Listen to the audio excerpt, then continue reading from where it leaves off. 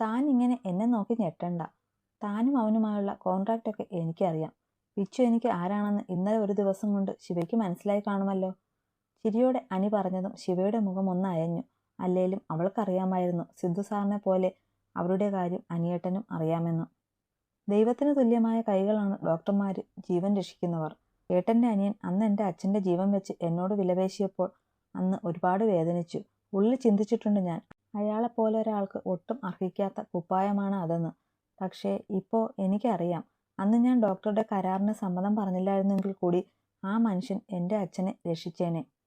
Because he's good doctor, the best doctor. അതാണ് ശരി. ഒരു എമർജൻസി എന്ന് പറഞ്ഞ് വിളിക്കുമ്പോൾ രാവെന്നോ പകലെന്നോ നോക്കാതെ ആ മനുഷ്യൻ ഓടുന്നത് ഞാൻ കണ്ടിട്ടുണ്ട്. അതുകൊണ്ട് വല്യേട്ടൻ ചോദിച്ച ആ സംശയം എനിക്കിപ്പോൾ ഇല്ല. ചിരിച്ചുകൊണ്ട് പറയുന്ന ശിവയെ കണ്ടപ്പോൾ എനിക്ക് സന്തോഷമായി. ഇതായിരുന്നു അവനും വേണ്ടിയിരുന്നത്. വൈഭവിനെ മനസ്സിലാക്കുന്ന, അവനെ അറിയുന്ന, അവൻ്റെ പണത്തിനുപരി അവനെന്ന മനുഷ്യനെ സ്നേഹിക്കുന്ന പെണ്ണ്. വളഞ്ഞ വഴിയിൽ കൂടി കണ്ടുപിടിച്ചതാണെങ്കിലും ശിവയുടെ കാര്യത്തിൽ വിച്ചുവിന് തെറ്റിയിട്ടില്ലെന്ന് എനിക്ക് മനസ്സിലായി. അവനൊരു തുറന്ന പുസ്തകമല്ല ശിവ. അതുകൊണ്ട് തന്നെ പെട്ടെന്നൊന്നും ആർക്കും അവൻ പിടികൊടുക്കില്ല. അറിയാം. അതുകൊണ്ട് വല്യേട്ടൻ്റെ കുഞ്ഞനിയനെ പിഴിഞ്ഞ് എടുക്കുക ഞാനിവിടെ, അറിയുമോ? ആ കടുവയാണെങ്കിൽ ഒരു കട്ടയ്ക്ക് അടുക്കുന്നുമില്ല. ചുണ്ടുകോട്ടി ശിവ പറഞ്ഞത് കേട്ടതും അനി പൊട്ടിച്ചിരിച്ചുപോയി. നീ കൊള്ളാം മോളെ. ആ കാട്ടുപോത്തിന് മൂക്കുകയറിടാൻ നിന്നെ കൊണ്ടേ പറ്റൂ. അനി പൊട്ടിച്ചിരിച്ചു. കാട്ടുപോത്തും കാണ്ടാമൃഗവും ഒക്കെ ശരിയാ. പക്ഷേ ആ കടുവയുടെ ഉള്ളിൽ എവിടെയോ ഒരു കുഞ്ഞു കുട്ടിയുണ്ടേട്ടാ. എന്തൊക്കെയോ ആരുടെയൊക്കെയോ സ്നേഹവും വാത്സല്യവും ആഗ്രഹിക്കുന്ന ഒരു കുഞ്ഞുകുട്ടി. എനിക്ക് വേണ്ടത് ആ വൈഭവന്. ശിവ, അവനെപ്പറ്റി നീ അറിയാൻ ഇനിയും ഒരുപാടുണ്ട്. അതിനുള്ള സന്ദർഭവും സമയവും ആകുമ്പോൾ അത് മോളറിയും. അനി അവളുടെ നെറുകയിലൊന്ന് തലോടി പറഞ്ഞതും ശിവ ഒന്ന് പുഞ്ചിരിച്ചു. ഓഹോ, അപ്പോൾ അനിയെ മാത്രമല്ല ചേട്ടലിന് നിനക്ക് കണ്ണുണ്ടല്ലേ? ചിരിയോടെ സംസാരിക്കുന്ന അനിയെയും ശിവയെയും മാറി നിന്ന് കണ്ട വൃന്ദ മനസ്സിൽ ദേഷ്യത്തിൽ പിറുപിറുത്തു. അമ്മ ഒന്നും പറഞ്ഞില്ല? വൃന്ദ അടുത്തിരിക്കുന്ന രാജീവിനെ ഒന്ന് നോക്കി പതിയെ അമ്മയോട് ചോദിച്ചു. അനിരുദ്ധനെ കൊണ്ട് കാർത്തികയെ കെട്ടിക്കണം. ഇതാണിപ്പോൾ ഇളയ മകളുടെ പുതിയ ആവശ്യം. ഞാൻ എന്ത് പറയാനാ വിദ്യയെ? ഒരിക്കൽ അനിക്കുട്ടനോട് കല്യാണക്കാര്യം പറഞ്ഞു ചെന്നതാ നിങ്ങളുടെ അച്ഛനും ഞാനും. അന്ന് ഇവിടെ നടന്ന ഭൂകമ്പം നിങ്ങൾക്കറിയാമല്ലോ. ഈ വീട്ടിൽ നിന്ന് അന്ന് ഇറങ്ങിപ്പോയതാ അനിക്കുട്ടൻ. പിന്നെ വർഷം 5 കഴിഞ്ഞു അവനെ ഒന്ന് കണി കാണാൻ. അതുകൊണ്ട് തൽക്കാലം അവനോട് ഞാനിത് സംസാരിക്കില്ല വൃന്ദേ. മുത്തശ്ശി കുറച്ചു ദേഷ്യത്തിൽ കടുപ്പിച്ചു പറഞ്ഞതും രാജീവ് ഭാര്യയെ ഒന്ന് നോക്കി. അമ്മേ, ഇപ്പൊ വേണ്ട. പതിയെ സമയം പോലെ അമ്മ അവനോട് പറഞ്ഞാൽ മതി. കാര്യം വൈഭവനാണ് തറവാട്ടിൽ സ്ഥാനമെങ്കിലും അനിയും നമ്മുടെ കുഞ്ഞല്ലേ. ഇവിടുത്തെ മൂത്ത മകനല്ലേ അവൻ. എന്നിട്ടും ചേട്ടൻ നിൽക്കുമ്പോൾ അനിയും കെട്ടിയില്ലേ. ഇനിയെങ്കിലും അധികം താമസിക്കാതെ അവൻ്റെ കല്യാണം നടത്തണമമ്മേ. പിന്നെ നമ്മുടെ കാർത്തിക മോളാണ് അവന് ഭാര്യയായി വരുന്നതെങ്കിൽ അവൻ ഇനി എന്നും ഇവിടെ തന്നെ ഉണ്ടാവുമല്ലോ. അതാ ഞങ്ങൾ പറഞ്ഞേ. മുത്തശ്ശിയുടെ അടുത്തിരുന്ന് അവരെ പിടിച്ചുകൊണ്ട് മുഖത്ത് അത്യാവശ്യം നിഷ്കളങ്കത വാരിക്കോരി വിതറി വൃന്ദ പറഞ്ഞു. അവർ പറഞ്ഞതിലും ഒരു ശരിയുണ്ടെന്ന് മുത്തശ്ശിക്ക് തോന്നി. അമ്മ ആലോചനയോടെ ഇരിക്കുന്നത് കണ്ട് കാര്യയേറ്റെന്ന് വൃന്ദ രാജീവിനെ കണ്ണുകൊണ്ട് കാണിച്ചു. ഡോക്ടറെ, ഡോക്ടറെ, ഡോക്ടറെ. കമിഴ്ന്നു കിടന്ന് ഉറങ്ങുന്ന വൈഭവിനെ ശിവ തോണ്ടി വിളിച്ചുകൊണ്ടിരുന്നതും അവൻ കണ്ണു തുറക്കാതെ ഒന്ന് മൂളി. ഒന്ന് എഴുന്നേൽക്കോ ഡോക്ടറെ. നോ, അവൻ കടുപ്പിച്ചു പറഞ്ഞു. ഓ, ഉറക്കത്തിലും എന്താ ആറ്റിറ്റ്യൂഡ്, കാണ്ടാമൃഗം, ശിവ മനസ്സിൽ പറഞ്ഞു. അതെ മാഷെ, ഒന്ന് എഴുന്നേൽക്കുവോ പ്ലീസ്. ഓ, തനിക്കിപ്പോൾ എന്താ വേണ്ടേ ശിവേ? മുഷിപ്പോടെ എഴുന്നേറ്റ് അവൾക്ക് നേരെ കിടന്നവൻ ചോദിച്ചു. എന്നാൽ അവൾ അവൻ്റെ വായിൽ നിന്ന് ശിവ എന്ന വിളിയിൽ സ്റ്റക്കായി നിന്നു പോയിരുന്നു. ശിവാമി എന്ന് മാത്രം വിളിച്ചുകൊണ്ടിരുന്ന അവൻ ആദ്യമായാണ് അവളെ ശിവ എന്ന് വിളിക്കുന്നത്. ഡീ, ഉണ്ട കണ്ണും തള്ളി തന്നെ നോക്കി ചിരിയോടെ നിൽക്കുന്ന പെണ്ണിനെ ദേഷ്യത്തിൽ നോക്കി വിളിച്ചു വൈഭവ്. അത് ഡോക്ടറെ, ഒന്ന് എഴുന്നേൽക്ക്. സമയം 11 കഴിഞ്ഞു. എഴുന്നേറ്റൊന്ന് ഫ്രഷായിട്ട് എന്തെങ്കിലും കഴിക്ക്. ഇങ്ങനെ വയറ് ഒഴിഞ്ഞു കിടക്കല്ലേ. ബ്രേക്ക്ഫാസ്റ്റ് കഴിച്ചിട്ട് വീണ്ടും കിടന്നുറങ്ങിക്കോ പ്ലീസ് മാഷേ. അവൻ്റെ കയ്യിൽ പിടിച്ചവൾ കെഞ്ചി ചോദിച്ചതും വൈഭവിൻ്റെ മുഖത്തെവിടെയോ ഒരു ചിരി മിന്നി നിറഞ്ഞു. എപ്പോഴും എമർജൻസി കേസ് കഴിഞ്ഞ് വന്ന് കിടക്കുമ്പോൾ തനിക്ക് തോന്നുമ്പോഴേ എഴുന്നേൽക്കൂ. പിന്നെ തറവാട്ടിലാണേൽ അപ്പമ്മ വിളിച്ചെഴുന്നേൽപ്പിക്കും. അല്ലാതെ താൻ കഴിച്ചോ കുടിച്ചോ എന്ന് തിരക്കാനും അന്വേഷിക്കാനും ഇതുവരെ ആരും ഉണ്ടായിട്ടില്ല. എന്നെ വിളിക്കാനുള്ള ചീത്തയാണ് ആലോചിക്കുന്നതെങ്കിൽ അത് വിശദമായിട്ട് എനിക്ക് പിന്നെ എഴുതി തന്നാൽ മതി. ഞാൻ സമയം പോലെ വായിച്ചു പഠിച്ചോളാം. ഇപ്പൊ കഴിക്കാൻ എഴുന്നേൽക്കുക? കുറുമ്പോടെ പെണ്ണ് വീണ്ടും ചോദിച്ചതും അവനൊന്ന് തല കുടഞ്ഞു ചിരിച്ചു. പിന്നെ പതിയെ എഴുന്നേറ്റ് ബാത്റൂമിലേക്ക് നടന്നു. നന്നായി മൊരിച്ചെടുത്ത ദോശയിലേക്ക് നല്ല നെയ്യ് ഒഴിച്ചു മടക്കിയെടുത്ത് പ്ലേറ്റിലേക്ക് ഇട്ടു. അപ്പോഴേക്ക് നല്ല ചൂട് പാറുന്ന മസാല ചായ അപ്പമ്മയും എടുത്തു. അമ്മേ, ആ ഓറഞ്ച് ജ്യൂസും കൂടെ എടുത്തേര്. ചിലപ്പോൾ ലേറ്റ് ആയതുകൊണ്ട് ചായ കുടിക്കാൻ ചാൻസ് കുറവാ. ദോശയും ചായയും ഒക്കെ എടുത്ത് ഒരു ട്രേയിലേക്ക് വെച്ച് ശിവ പറഞ്ഞതും അപ്പമ്മ ചിരിച്ചുകൊണ്ട് തലയാട്ടി കാണിച്ചു അവളെ.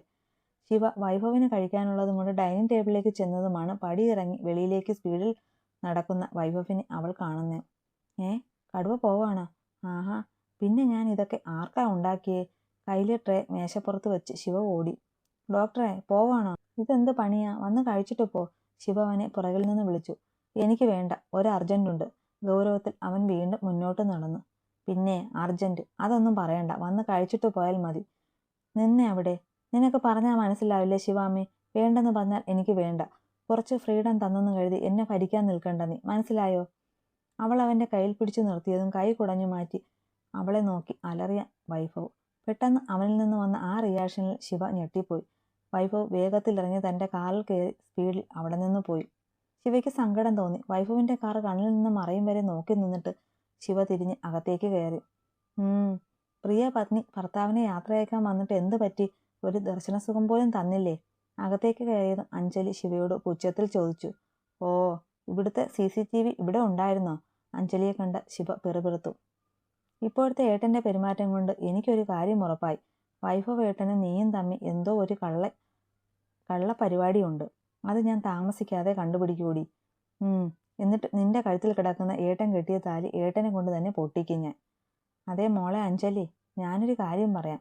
എന്നും എൻ്റെ കയ്യിൽ നിന്ന് തല്ലി കൊണ്ടേക്കാമെന്ന് നിനക്ക് നേർച്ച ഉണ്ടെന്ന് എനിക്കറിയാം. പക്ഷേ എന്നും നിന്നെ തല്ലി സമയം കളയാൻ എനിക്ക് പറ്റില്ല. പിന്നെ മോളിങ്ങനെ ഓരോന്ന് പറഞ്ഞ് എന്നെ കൊതിപ്പിച്ച ഞാൻ വേണേൽ ഒന്ന് സമയം മെനക്കെടുത്താം. എന്താ, ഒരെണ്ണം ചൂടോടെ എടുക്കട്ടെ? വലത് കൈ ഒന്ന് പൊക്കി പിടിച്ചുകൊണ്ട് ചിരിയോടെ ശിവ ചോദിച്ചതും എനിക്ക് പോണം എന്നും പറഞ്ഞ് പെട്ടെന്ന് തന്നെ കവിളും പൊത്തി അഞ്ജലി അകത്തേക്ക് ഓടിപ്പോയി. അവൾ ഓടിപ്പോയതും ശിവ ഒന്ന് നിശ്വസിച്ചു. വീണ്ടും അവളുടെ മുഖത്ത് സങ്കടം കയറി. കുനിഞ്ഞ മുഖവുമായി അവൾ റൂമിലേക്ക് കയറിപ്പോയി. ഹോസ്പിറ്റലിന്റെ മുൻവശത്ത് തന്നെ ടെൻഷൻ അടിച്ച് നിൽക്കുവാണ് മനോജ്. സൗപർണികയിലെ PR ആണ് മനോജ്. പെട്ടെന്ന് വൈഭവിന്റെ ബ്ലാക്ക് കളർ പോർഷെ അവിടേക്ക് പാഞ്ഞു വന്നു നിന്നു. മനോജെ, പറ. കാറിൽ നിന്നിറങ്ങി സ്പീഡിൽ മുന്നോട്ട് നടക്കുന്നതിനിടെ വൈഭവ് അയാളോടായി അലറി. പക്കാ പ്ലാനിംഗ് ആണ് സാർ ഇവിടെ നടക്കുന്നത്. ഇന്ന് സിദ്ധാർത്ഥ് സാർ തൃശൂർ മീറ്റിങ്ങിന് പോയിരിക്കുമല്ലേ? സാറിനാണെങ്കിൽ ഇന്നലെ രാത്രി എമർജൻസിയായി ഓപ്പറേഷൻ ഉണ്ടായിരുന്നത് കൊണ്ട് സാർ ഇന്ന് വൈകിയേ വരുമെന്ന് അറിഞ്ഞുകൊണ്ട് ചെയ്ത വെൽ പ്ലാൻഡ് മീറ്റിംഗ് ആണ് ഇപ്പോൾ അവിടെ നടക്കുന്നത്. ഇതറിഞ്ഞപ്പോഴേ ഞാൻ സിദ്ധാർത്ഥ് സാറിനെ വിളിച്ചു പറഞ്ഞു. ബോർഡ് മെമ്പേഴ്സ് എല്ലാം എത്തിയിട്ടുണ്ട്. എല്ലാവരും കോൺഫറൻസ് ഹാളിലുണ്ട്. വൈഭവിനൊപ്പം സ്പീഡിൽ നടന്ന് മനോജ് പറഞ്ഞു കൊടുത്തു. അയാൾ പറയുന്നതൊക്കെ കേട്ട് വൈഭവിന്റെ ചുവന്നു കിടന്ന മുഖം വീണ്ടും ദേഷ്യം കൊണ്ട് വലിഞ്ഞു മുറുകി. അത് കണ്ട് മനോജ് വരെ ഒന്ന് പേടിച്ചുപോയി. ലിഫ്റ്റ് തുറന്ന് അകത്തേക്ക് കയറിയതും വൈഭവ് രാവിലത്തെ കാര്യം ഓർത്തു. കുളി കഴിഞ്ഞിറങ്ങുമ്പോഴാണ് ഫോൺ സൈലന്റായി റിങ് ചെയ്യുന്നത് കണ്ടത്. എടുത്തു നോക്കിയപ്പോൾ സിദ്ധു ആയിരുന്നു. ഫോൺ എടുത്തപ്പോൾ അപ്പുറത്തു നിന്ന് അവൻ പറഞ്ഞ കാര്യങ്ങൾ കേട്ടതും ഞെട്ടിപ്പോയി. തന്നെ മാറ്റി നിർത്തി അടിയന്തരമായി ബോർഡ് മീറ്റിംഗ് കൂടുകയാണ്. അതിന് ചുക്കാൻ പിടിക്കുന്നത് നരേന്ദ്രനും അയാളുടെ മോൻ ആനന്ദും. പിന്നൊന്നും മൈൻഡിലേക്ക് വന്നില്ല. പായുകയായിരുന്നു ഇങ്ങോട്ട്. ഉള്ളിൽ ഉരഞ്ഞു പൊങ്ങുന്ന ദേഷ്യത്തിൽ വൈഭവ് കൈമുഷ്ടി ഒന്ന് ചുരുട്ടി. എൻ്റെ ആനന്ദേ, നീ ഇങ്ങനെ ടെൻഷൻ അടിച്ചിരിക്കാതെ കൂളായിട്ട് ഉഷാറായിട്ടിരിക്കുക. എങ്കിലേ ഇൻവെസ്റ്റേഴ്സ് നിന്നെ CEO ആക്കൂ. ഇടയ്ക്കിടെ വാതിലിലേക്ക് നോക്കി നെറ്റിയിലെ വിയർപ്പ് തുടയ്ക്കുന്ന ആനന്ദിനെ നോക്കി ദേഷ്യത്തിൽ പയ്യെ പറഞ്ഞു മീര. ഇൻവെസ്റ്റേഴ്സ് മീറ്റിംഗ് നടക്കുന്ന ഹാളിലാണ് അവർ. ടെൻഷൻ അടിക്കേണ്ടെന്ന് നിനക്ക് പറയാം. ആ ചെറുത്താനെങ്ങാനും ഇങ്ങോട്ടിപ്പോൾ കയറി വന്നാൽ എന്നെ പിന്നെ ഭിത്തിയിൽ കയറ്റാം. കൈ കൂട്ടിത്തിരുമ്മി ആനന്ദ് പേടിയോടെ പറഞ്ഞു. നാണമില്ലല്ലോ? മീര ആനന്ദിനെ നോക്കി പുച്ഛിച്ചു. ആനന്ദ് ഒന്നും പറഞ്ഞില്ല. ഇപ്പോഴും അവൻ്റെ പേര് കേട്ടാൽ നിങ്ങൾക്ക് മുട്ടടിക്കും. മിണ്ടാതെ കുനിഞ്ഞിരിക്കുന്ന ആനന്ദിനെ പുച്ഛത്തോടെ നോക്കി മനസ്സിൽ പറഞ്ഞു മീര. അപ്പോൾ എങ്ങനെയാ കാര്യങ്ങൾ? വൈഭവിന്റെ കള്ളത്തരം അറിഞ്ഞല്ലോ, അതുകൊണ്ട് CEO ആയി ആനന്ദിനെ തന്നെ അങ്ങ് നിയമിക്കുമല്ലേ? നരേന്ദ്രൻ കൂടിയിരിക്കുന്ന എല്ലാവരോടുമായി ചോദിച്ചു. മകനെ സൗപർണികയുടെ തലപ്പത്തെത്തിക്കാൻ അത്രയ്ക്ക് ആവേശമായിരുന്നു അയാൾ.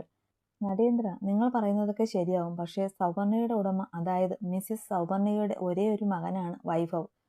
ഇങ്ങനൊരു തീരുമാനം ഇവിടെ എടുക്കുമ്പോൾ അയാളുടെ പ്രസൻസ് വേണ്ടിയതല്ലേ? ജയദേവൻ ചോദിച്ചു. അതിന് നമ്മൾ അവനെ അറിയിക്കാഞ്ഞിട്ടാണോ? ഈ മീറ്റിങ്ങിന്റെ കാര്യം എല്ലാവർക്കും മെയിൽ ചെയ്തതല്ലേ? അവന് വേണമെങ്കിൽ ഇവിടെ വരാമായിരുന്നല്ലോ. ഇത്രയും ഇറസ്പോൺസിബിൾ ആകുമോ? ഇനിയും ഒരു നാഥനില്ലാ കളരി പോലെ ഈ ഹോസ്പിറ്റൽ കൊണ്ടുപോകണോ? അങ്ങനെ പോയാൽ എൻ്റെ അനിയത്തിയുടെ ആത്മാവിന് ശാന്തി കിട്ടില്ല. നരേന്ദ്രൻ വിഷമത്തോടെ പറഞ്ഞതും ജയദേവനും ബാക്കിയുള്ളവരും എല്ലാം അയാളെ വിഷമത്തോടെ നോക്കി. ശരി, എങ്കിൽ അങ്ങനെ ഒരു തീരുമാനമെടുക്കാം. CEO പോസ്റ്റ് ആനന്ദിന് തന്നെ കൊടുക്കാം. അതിന് സൗപർണികയുടെ മകൻ ചത്തിട്ടില്ല. കതക് ആഞ്ഞു തുറന്ന് അകത്തേക്ക് വന്ന വൈഭവ് അലറി. അവനെ കണ്ടതും അവിടെ ഇരുന്നവരെല്ലാം ചാടി എഴുന്നേറ്റ് പോയി. അവന്റെ മുഖത്തെ രൗദ്രഭാവം കണ്ട് ആനന്ദും നരേന്ദ്രനുമൊക്കെ ഒന്ന് ഉമിനീരിറക്കി. വൈഭവ്, താൻ ദേഷ്യപ്പെട്ടിട്ട് കാര്യമില്ല. ഇവിടെ കൂടിയിരിക്കുന്നവരുടെ ഭൂരിഭാഗം പേരുടെയും തീരുമാനമാണിത്. So you have to cooperate, Jayadevan പറഞ്ഞു. കോർപ്പറേറ്റ് ചെയ്യണം ഞാനല്ലേ? മാണിക്യമംഗലം ഗ്രൂപ്പ്സിന്റെ കീഴിലുള്ള എൻ്റെ അമ്മയുടെ ഹോസ്പിറ്റലിന്റെ അവകാശം മറ്റൊരുതിന് കൊടുക്കുന്നതിൽ എൻ്റെ എന്ത് സഹകരണമാണ് നിങ്ങൾ പ്രതീക്ഷിക്കുന്നത്? വൈഭവ് ജയദേവനോട് അലറി. പഠിച്ചു പേര് കേട്ട ഒരു ഡോക്ടറായാൽ മാത്രം പോരെ വൈഭവ്. സൗപർണിക എന്നെ ഇത്രയും വലിയ ഹോസ്പിറ്റൽ നോക്കി നടത്തണമെങ്കിൽ അതിനൊരു യോഗ്യത വേണം. അൺഫോർച്ചുനേറ്റ്ലി നിനക്കതില്ല വൈഭവ്. ഒരു ചീപ്പ് നാടകം കാണിച്ചു കല്യാണം നടത്തി ഇല്ലാത്ത ചാരിറ്റിയുടെ പേരും പറഞ്ഞ് മിടുക്കി കാണിക്കുന്നതല്ല യോഗ്യത. അതിനു പുറമെ മനുഷ്യജീവൻ വെച്ച് നീ കളിച്ച ബ്ലാക്ക് മെയിലിംഗ് എല്ലാം ഞങ്ങൾക്ക് ബോധ്യമായി. അത് മാത്രം മതി നിന്നെ പോലൊരാളെ ഇവിടുന്ന് പുറത്താക്കാൻ. അതുകൊണ്ട് തന്നെ നിന്നെ CEO ആക്കാൻ ഞങ്ങൾക്ക് ബുദ്ധിമുട്ടുണ്ട്. മുന്നിൽ ദേഷ്യത്തിൽ നിൽക്കുന്ന വൈഫിനെ നോക്കി ജയദേവൻ തീർപ്പ് പോലെ പറഞ്ഞു. അത് പറയുമ്പോൾ ഒരേപോലെ ദേഷ്യവും വിഷമവും ഉണ്ടായിരുന്നു ജയദേവന്. സൗപർണിക ഹോസ്പിറ്റലിന്റെ മെയിൻ ഇൻവെസ്റ്റർമാരിൽ ഒരാളാണ് ജയദേവൻ. കൂടാതെ സൗപർണികയുടെ പഴയ ഫ്രണ്ടും. അതുകൊണ്ട് തന്നെ അയാളുടെ വാക്ക് പെട്ടെന്ന് തള്ളാൻ അവിടെ ആർക്കും ആവില്ല. ഇനിയൊരു രക്ഷയുമില്ല മോനെ വൈഭവേ. സൗപർണിക തിരിച്ചു കിട്ടാൻ നിന്നെ ഞാൻ എൻ്റെ കാൽച്ചുവട്ടിൽ വീണ്ടും കൊണ്ടുവരും. ഇതെല്ലാം കണ്ട് ആസ്വദിച്ച് അവിടെ നിന്ന മീര വൈഭവിനെ നോക്കി മനസ്സിൽ പറഞ്ഞു. May coming? പെട്ടെന്ന് ആരോ കോൺഫറൻസ് റൂം തള്ളി തുറന്നൊരാൾ അകത്തേക്ക് വന്നു. ശബ്ദം കേട്ട് അവിടെ കൂടിയവരൊക്കെ തിരിഞ്ഞു നോക്കി. പക്ഷേ കേട്ട ശബ്ദത്തിൽ നിന്ന് തന്നെ ആളെ കാണാതെ തന്നെ വൈഭവിന് മനസ്സിലായിരുന്നു വന്നത് ആരാണെന്ന്. അത്രയും നേരം വലിഞ്ഞു മുറുകി നിന്നെന്ന് അവൻ്റെ മുഖം ഒന്ന് വിടർന്നു. Who are you? ആളെ മനസ്സിലാകാതെ ജയദേവൻ ചോദിച്ചു. ഞാൻ ശിവാമി വൈഭവ് വർമ്മ, സൗപർണികയുടെ MD വൈഭവ് മഹേന്ദ്രവർമ്മയുടെ ഭാര്യ. തല ഉയർത്തിപ്പിടിച്ച് ചിരിയോടെ അവൾ പറഞ്ഞത് മീരയടക്കം അവിടെ കേട്ടുനിന്ന എല്ലാവരും ഞെട്ടി അവളെ നോക്കി. വൈഭവിന്റെ ചുണ്ടിൽ ഒരു ചിരി വിരിഞ്ഞു. ഇളം പിങ്ക് കളർ ഓർഗാസോ സാരി ഒറ്റ പ്ലേറ്റ് വിടർത്തിയിട്ടിരിക്കുകയാണ്.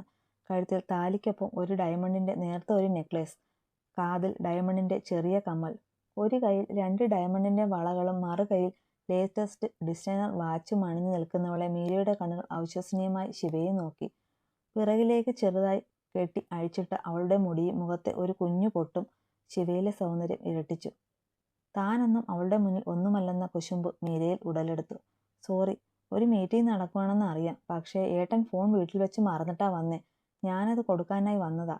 എല്ലാവരെയും ഒന്ന് നോക്കി ചെറുതായി ചിരിച്ചുകൊണ്ട് ശിവ വൈഭവിനടുത്തേക്ക് ചെന്നു. രാവിലെ കഴിക്കാതെ പോവുകയും ചെയ്തു. എന്നോടൊന്നും വിളിച്ചു പറഞ്ഞുമില്ല. രാവിലെ തിരക്കാണെങ്കിൽ ഇന്നത്തെ ഔട്ടിംഗ് മാറ്റി വെക്കാമായിരുന്നല്ലോ ഏട്ടാ. എന്നോടൊന്ന് പറഞ്ഞാൽ പോരായിരുന്നോ? ദുഷ്ട. വൈഭവിന്റെ കയ്യിൽ പിടിച്ച് അവനെ ചെറുതായി ഒന്ന് പിച്ചി മുഖം കൂർപ്പിച്ച് പറഞ്ഞു ശിവ. പെണ്ണിന്റെ പറച്ചിൽ കേട്ട് വൈഭവിന് ചിരി പൊട്ടി. ആ കാഴ്ച കാണാൻ ജയദേവനും ബാക്കിയുള്ള ബോർഡ് മെമ്പേഴ്സും പരസ്പരം നോക്കി. അവർക്കെല്ലാം വൈഭവ് ഭീഷണിപ്പെടുത്തി വെച്ചിരിക്കുന്ന അവന്റെ ഡ്യൂപ്ലിക്കേറ്റ് ഭാര്യയാണ് ശിവാമി. സോറിഡോ, പെട്ടെന്ന് ഇങ്ങോട്ട് ഇറങ്ങിയ ധൃതിയിൽ നിന്നോട് പറയാൻ വിട്ടു. അവളെ ചേർത്ത് പിടിച്ച് ചെറുതായി ഒന്ന് സൈറ്റ് അടിച്ച് കാണിച്ചു വൈഭവ് പറഞ്ഞു. ഡോ നരേന്ദ്ര, താനല്ലേ പറഞ്ഞത് വൈഭവ് കാശ് കൊടുത്തു വാങ്ങിയ ഭാര്യയാണ്, ആ കുട്ടിക്ക് താല്പര്യമില്ലാത്ത കല്യാണമാണെന്നൊക്കെ. എന്നിട്ട് ഇതെന്താടോ ഈ കാണുന്നേ? ആ കുട്ടി എന്ത് സ്നേഹത്തില അവനോട് ഇടപെടുന്നേ? ജയദേവൻ അടുത്തു നിൽക്കുന്ന നരേന്ദ്രനെ നോക്കി ചൂടായി. അല്ല, അത് പിന്നെ. അയാളോട് എന്തു മറുപടി പറയണമെന്ന് അറിയാതെ നരേന്ദ്രൻ തപ്പിക്കളിച്ചു. ജയദേവൻ അയാളെ കലിപ്പിച്ചൊന്ന് നോക്കി. ഹലോ ശിവാമി, ഞാൻ ജയദേവൻ. ശിവയ്ക്കടുത്തേക്ക് ചെന്ന് അയാൾ കൈ നീട്ടിയതും ശിവ ഒരു പുഞ്ചിരിയോടെ അയാളെ വിഷ് ചെയ്തു. അവർ 3 പേരും സംസാരിക്കാൻ തുടങ്ങി. വൈഭവിന്റെ കയ്യിൽ ചുറ്റിപ്പിടിച്ച് അവനോട് ചേർന്ന് നിൽക്കുന്ന ശിവയെ മീരയുടെ കണ്ണുകൾ ദേഷ്യത്തോടെ നോക്കി. അവളെ ഇടുപ്പിലൂടെ ചേർത്ത് പിടിച്ച് നിൽക്കുന്ന വൈഭവിനെ കൂടെ കണ്ടതും അവൾക്ക് സഹിക്കാൻ പറ്റുന്നുണ്ടായിരുന്നില്ല. ജയദേവനങ്കിൾ, നിങ്ങൾ എന്ത് കേട്ട് തെറ്റിദ്ധരിച്ച് നിൽക്കുവാണെന്ന് എനിക്കറിയില്ല. ഞാനൊന്ന് പറയാം. ഇതാണ് എൻ്റെ ഭാര്യ ശിവാമി വൈഭവ്. ഈ ലോകത്ത് ഞാൻ സ്നേഹിക്കുന്ന ഒരേ ഒരു പെണ്ണ്, എൻ്റെ താലിയുടെ അവകാശി. ശിവയെ ചേർത്ത് പിടിച്ച് ജയദേവനെ നോക്കി വൈഭവ് പറയുമ്പോൾ അവൻ്റെ കണ്ണുകൾ മീരയിലും കൂടിയായിരുന്നു. ഇത് കേട്ട മീര ദേഷ്യത്തോടെ പല്ല് കടിച്ചു നിന്നു. ശിവയും അവളെ ഒന്ന് നോക്കി. നിങ്ങളുടെ സംസാരം എന്താണെന്നൊന്നും എനിക്കറിയില്ല സാർ. അറിഞ്ഞു കേട്ട കുറച്ച് കാര്യങ്ങൾ കൊണ്ട് ഇവിടെ നടക്കുന്നത് മനസ്സിലായി. അത് വെച്ച് എനിക്കൊന്നേ പറയാനുള്ളൂ. ഇന്ത്യയിലെ ഏറ്റവും നല്ല ഡോക്ടർമാരിൽ ഒരാളാണ് എൻ്റെ ഭർത്താവ്. പിന്നെ ലീഗലി ഈ ഹോസ്പിറ്റലിൻ്റെ അവകാശി. അതും കൂടാതെ ഈ മനുഷ്യൻ്റെ നന്മ ഏറ്റവും നന്നായി അറിയാവുന്നത് എനിക്കാണ്. അതുകൊണ്ട് തന്നെ ഈ ഹോസ്പിറ്റലിൻ്റെ ചുമതല സ്ഥാനത്തിരിക്കാൻ ഡോക്ടർ വൈഭവിനെ കഴിഞ്ഞ് മറ്റൊരാളില്ല. വൈഭവിൻ്റെ നെഞ്ചിലേക്ക് ചേർന്ന് നിന്ന് ശിവ അത് പറഞ്ഞതും വൈഭവ് ഇമ ചിമ്മാതെ അവളെ നോക്കി. തനിക്ക് വേണ്ടി സംസാരിക്കുന്നവൾ. അവളെ കൂടെ കൂട്ടിയതോർത്ത് അവന് വല്ലാത്തൊരു സന്തോഷവും അഭിമാനവും തോന്നി. നിങ്ങളെ 2 പേരെയും ഒരുമിച്ച് ഇങ്ങനെ കാണുമ്പോൾ എവിടെയോ എനിക്ക് തെറ്റുപറ്റിയെന്ന് എനിക്ക് മനസ്സിലാവുന്നുണ്ട്. I am sorry Vaibhav. നിനക്കറിയാമല്ലോ, സൗപർണിക, നിന്റെ അമ്മ, എൻ്റെ ബെസ്റ്റ് ഫ്രണ്ട് ആയിരുന്നല്ലോ. അവളുടെ സ്വപ്നമാണ് ഈ ഹോസ്പിറ്റൽ. അത് ശരിയായ രീതിയിൽ പോകണമെന്നേ ഞാൻ ആഗ്രഹിച്ചിട്ടുള്ളൂ. കുറച്ചു നേരം ശിവാമിയോട് സംസാരിച്ചപ്പോൾ തന്നെ മനസ്സിലായി നിനക്ക് കിട്ടിയ കൂട്ട് മിടുക്കിയാണെന്ന്.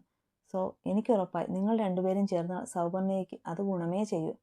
ചിരിയോടെ ജയദേവൻ പറഞ്ഞതും വൈഭവും ശിവയും പരസ്പരം ഒന്ന് നോക്കി. അപ്പോൾ അങ്ങനെ തീരുമാനിക്കാമല്ലേ നരേന്ദ്ര?